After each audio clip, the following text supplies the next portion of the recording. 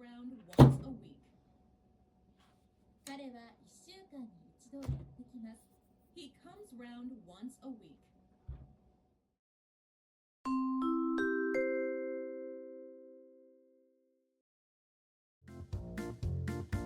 こんにちは、のすけです。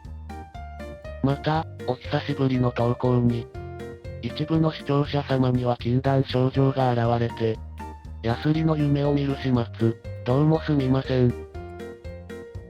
前回ヒートスプレッダー接触面と、CPU コアを鏡面まで磨いて、液体金属なしの金属接触で、どのくらい熱伝達できるのか確認しました。結果、液体金属には及びませんでしたが、鏡面加工による効果はあったかも、というところまでご紹介しました。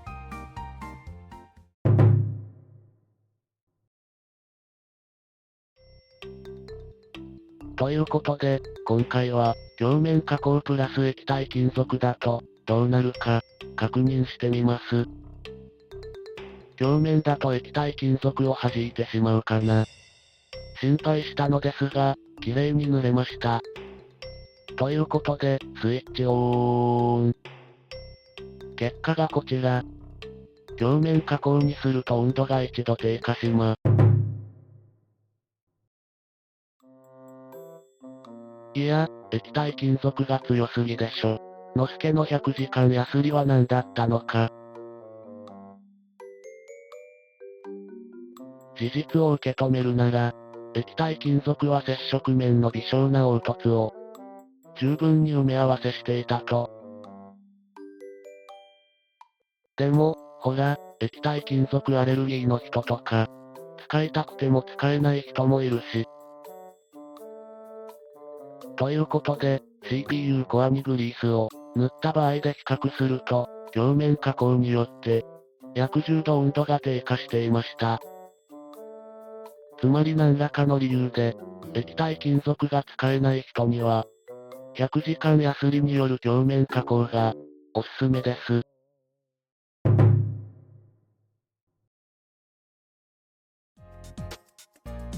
液体金属が使えない場所といえば、ヒートスプレッダーと CPU クーラーの間ですよね。液体金属が漏れたら大惨事になりますし、液体金属はアルミを腐食させるので、アルミ製の純正クーラーだと使えません。つまり、ここも鏡面にしちゃえばいいんじゃね？ということで、CPU クーラー側も鏡面加工しちゃいます。今回は邪魔なものもないので、平面を出すのに砥石が使えます。CPU コアとヒートスプレッダーのように、100時間もヤスリしなくて良いはず。ヤスリ職人とかしたのすけの手であれば、今までに食ったパンの枚数を覚えているぐらいに簡単。つまり、一番の近道は遠回りだったということ。この時の助氏は、今後の惨状を知る由もなし。